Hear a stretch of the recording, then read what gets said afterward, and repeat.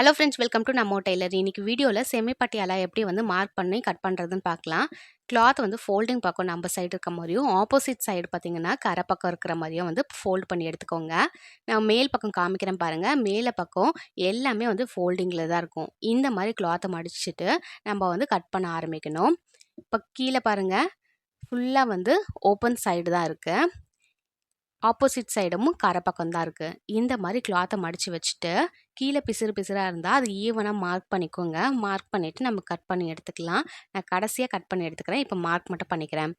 இப்போ கீழே பார்த்தீங்கன்னா கால் சுற்றளவுக்கு நம்ம அந்த பேண்ட் வச்சு தைப்போம் பார்த்தீங்களா, கேன்வாஷு, அதுக்காக பார்த்தீங்கன்னா ஒரு 1.5 இன்ச்சு வந்து மார்ஜினுக்காக மார்க் பண்ணிக்கிறேன். இந்த மாதிரி மார்க் பண்ணிவிட்டு ஒரு ஸ்ட்ரெயிட் லைன் வந்து போட்டுக்கோங்க. ஸ்ட்ரெயிட் லைன் போட்டதுலேருந்து நம்ம பேண்ட்டோட லென்த்து வந்து மார்க் பண்ண போகிறோம். என்ன அளவுக்கு உங்களுக்கு மெஷர்மெண்ட்டில் ஹைட் வருதோ பேண்ட்டுக்கு, அந்த மெஷர்மெண்ட்டை வந்து மார்க் பண்ணிக்கோங்க. 33 இன்ச்சு வந்து மெஷர்மெண்ட்டில் நான் மார்க் பண்ணியிருக்கேன். இந்த மாதிரி மார்க் பண்ணக்கப்புறமா கரெக்டாக நம்ம ஸ்ட்ரெயிட் லைன் போடும்போது சின்ன சின்ன சேஞ்சஸ் வந்து ஆகும். அந்த மாதிரி ஆகாமல் இருக்கணுன்றதுக்காக நான் அதே 33 இன்ச்சை வந்து கொஞ்சம் தள்ளி டிஸ்டன்ஸில் மார்க் பண்ணிவிட்டு ஸ்ட்ரெயிட் லைன் வந்து போட ஆரம்பிச்சிடுறேன். ஃபுல்லாக கிளாத் எந்த அளவுக்கு இருக்கோ அந்த அளவுக்கு வந்து ஸ்ட்ரெயிட் லைன் வந்து போட்டு விட்டுருங்க. இந்த மாதிரி போட்டு விட்டக்கப்புறமா நம்ம பாட்டம் லென்த்து வந்து பார்க்கணும். பாட்டம் லென்த்து நம்ம என்ன மார்க் பண்ணோம், 33 இன்ச்சு மார்க் பண்ணுமா, 33 இன்ச்சிலேருந்து இந்த பாதி மெஷர்மெண்ட் என்னன்னு மார்க் பண்ணிவிட்டு அதை வந்து கிளாத்தோட ஹெண்டு வரைக்கும் நம்ம மார்க் பண்ணணும். எப்படி மார்க் பண்ணுறேன்னு பாருங்கள். 16 இன்ச்சு வருது. மேலே நம்ம மார்க் பண்ணி கோடு போட்டிருக்கோம்ல, அந்த போர்ஷன்லேருந்து கீழே பார்த்த மாதிரி இந்த 16 இன்ச்சை வந்து நான் மார்க் பண்ணி எடுத்துக்கிறேன். இந்த மாதிரி மார்க் பண்ணக்கப்புறமா கீழே கால் சுற்றளவுக்கு நம்ம மார்க் பண்ணிக்கிறேன். கால் சுற்றளவு பார்த்திங்கன்னா 12 இன்ச்சு வருது. அதில் பாதி வந்து 6 இன்ச்சு ப்ளஸ் 1 இன்ச்சு வந்து நம்ம ஸ்டிச்சஸ்க்காக மார்க் பண்ணியாச்சு. மார்க் பண்ணக்கப்புறமா நம்ம மேலே மார்க் பண்ணோம் பார்த்தீங்களா சென்டர் பாயிண்ட்டு, அந்த சென்டர் பாயிண்ட்லேருந்து கீழே மார்க் பண்ண இந்த கால் சுற்றளவு போர்ஷனில் நம்ம ஸ்ட்ரெயிட் லைன் போட்டு இந்த மாதிரி மார்க் பண்ணி எடுத்துக்கோங்க. இப்போ பார்த்தீங்கன்னா நம்ம பேண்ட்டுக்கு வந்து மார்க் பண்ணி முடிச்சாச்சு. இப்போ கட் பண்ணி எடுத்துடலாம். நம்ம எப்படி வந்து மார்க் பண்ணமோ, எந்த போர்ஷன் தையலுக்கெலாம் விட்டுட்டு மார்க் பண்ணமோ அதுக்கேற்ற மாதிரி நீங்கள் வந்து கட் பண்ணி எடுக்கணும். நான் மார்க் பண்ணதுக்கு ஏற்ற மாதிரியே இந்த மாதிரி கட் பண்ணி எடுத்துட்டேன்.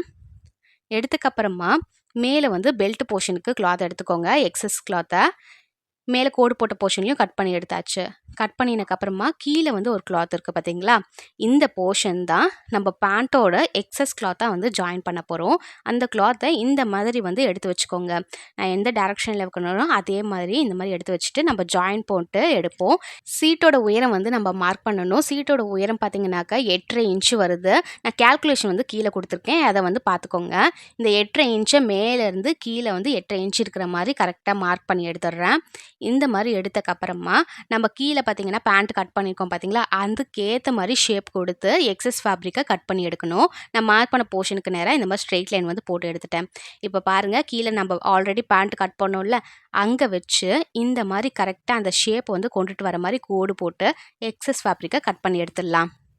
ரொம்ப சிம்பிளாகவும் ஈஸியாகவும் வந்து நம்ம கட் பண்ணி எடுத்துடலாம். எங்கெங்கே கிளாத்தை வந்து மடிக்கணும், எந்த போர்ஷனில் இந்த கிளாத் எக்ஸஸாக இருக்கிறத வைக்கணும்னு தெரிஞ்சாலே போதும். இப்போ நம்ம கட் பண்ணக்கப்புறம் பார்க்கறதுக்கு இந்த மாதிரி தான் இருக்கும்.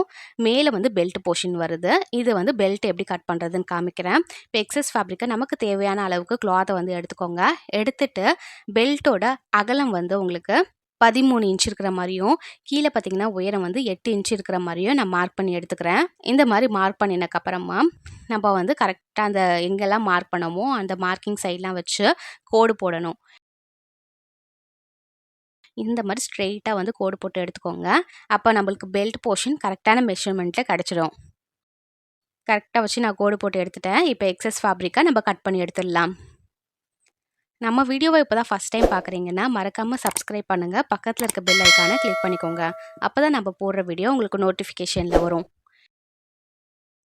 இப்போ பார்த்தீங்கன்னா நம்ம பெல்ட் போர்ஷன் வந்து கட் பண்ணி எடுத்தாச்சு. கட் பண்ணினக்கப்புறமா நம்ம ஆல்ரெடி கட் பண்ண இந்த பேண்ட் போர்ஷன், அதுக்கப்புறம் எக்ஸ்ட்ரா ஃபேப்ரிக்கு, மேலே பெல்ட் போர்ஷன் எல்லாமே நம்ம ரெடி பண்ணியாச்சு. இந்த கிளாத்தை வந்து எப்படி ஸ்டிச் பண்ணுறது செமி பட்டியாலான்னு அடுத்த வீடியோவில் பார்க்கலாம். கமெண்ட் பண்ணுங்கள், ஷேர் பண்ணுங்கள், சப்ஸ்கிரைப் பண்ணுங்கள், லைக் பண்ணுங்க, கீழே இருக்க பெல் ஐக்கானை கிளிக் பண்ணுங்க. தேங்க்ஸ் ஃபார் வாட்சிங்.